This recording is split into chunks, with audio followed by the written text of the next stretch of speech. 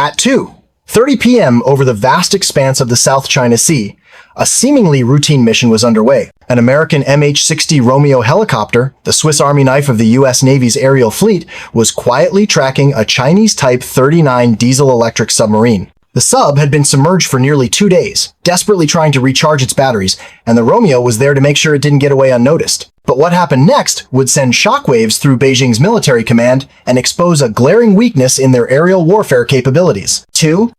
The Chinese military scrambled their best attack helicopter, the Z-10, from a nearby base. Its mission was simple: intimidate the American helicopter and force it out of what China claimed as their territorial waters. But there was one problem: the American crew knew exactly where they were.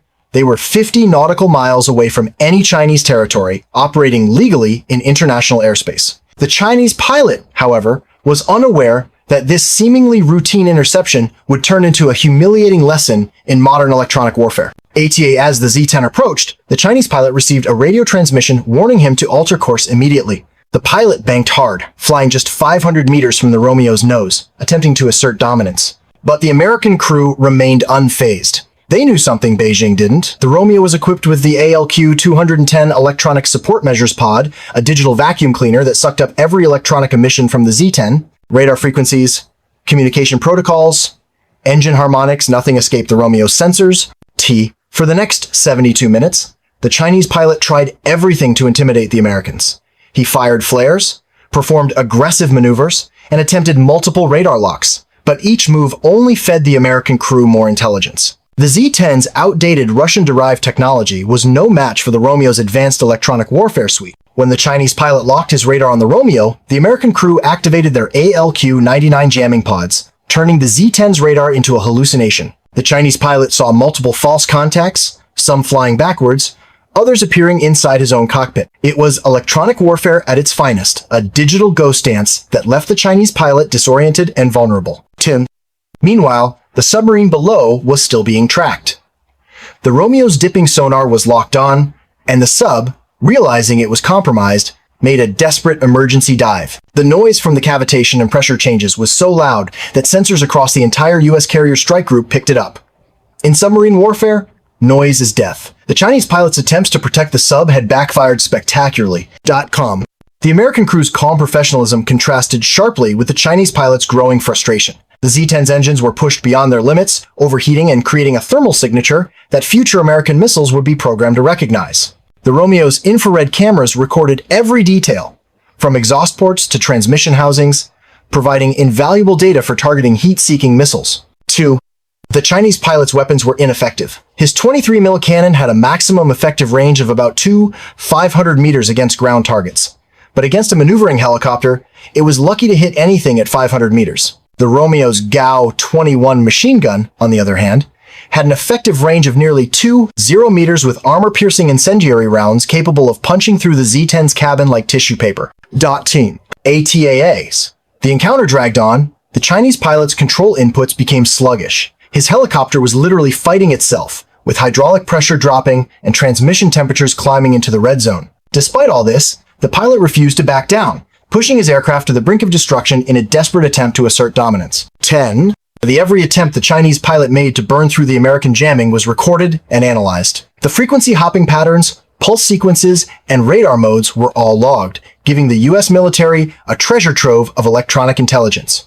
When the pilot tried laser designation with his electro-optical system, the Romeo's sensors not only detected it, but identified the exact model and software version. This meant the US could now jam not just this helicopter, but every Chinese vehicle using the same systems. 2.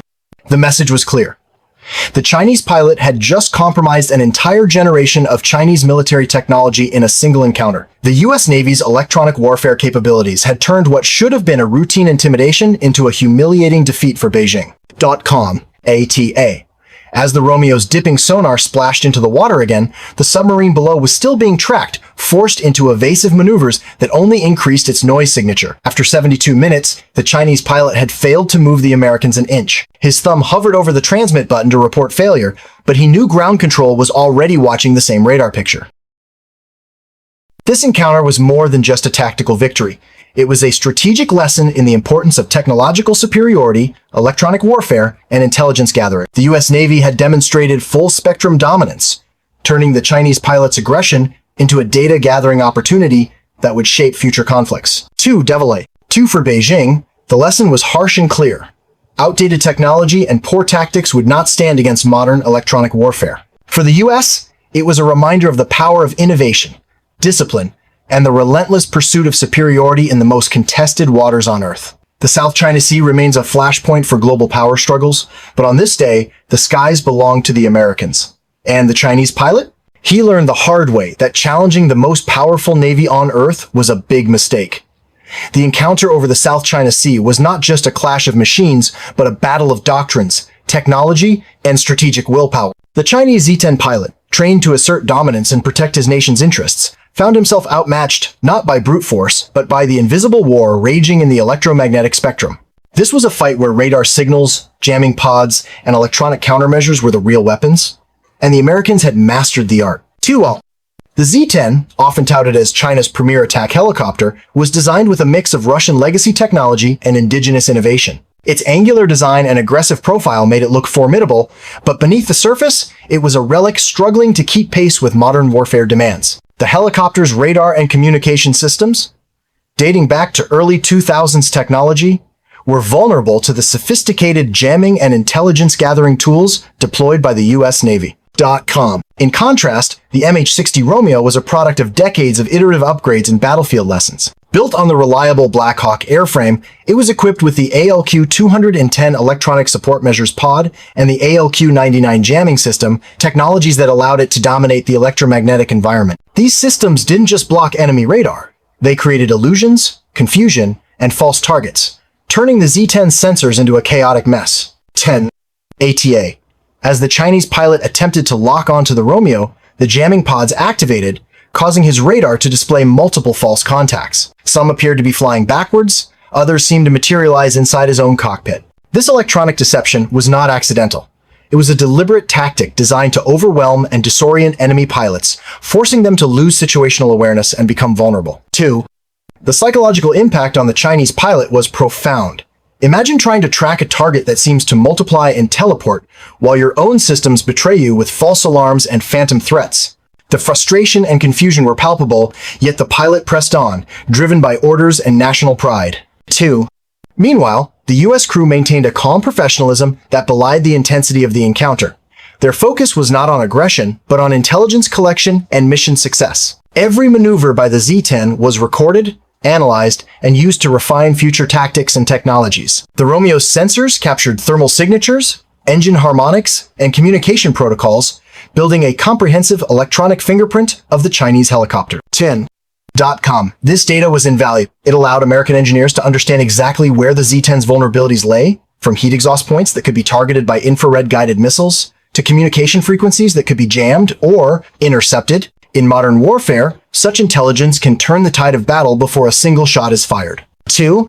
The submarine, lurking beneath the waves, added another layer of complexity to the encounter. Diesel-electric submarines, like the Type 39, are stealthy but limited by their need to surface or snorkel to recharge batteries. The Romeo's dipping sonar kept a relentless watch, forcing the sub into a desperate emergency dive that generated noise detectable across the carrier strike group. Time? This noise was a death sentence in submarine warfare. Acoustic sensors rely on detecting the faintest sounds, and the cavitation and pressure changes from the sub's panic dive lit up the US fleet sensors like a beacon. The Chinese pilot's attempts to shield the submarine had inadvertently compromised its stealth, highlighting the interconnected nature of modern naval and aerial warfare. 2. The encounter also exposed the limitations of Chinese weapon systems. The Z-10's 23mm cannon, effective against ground TA,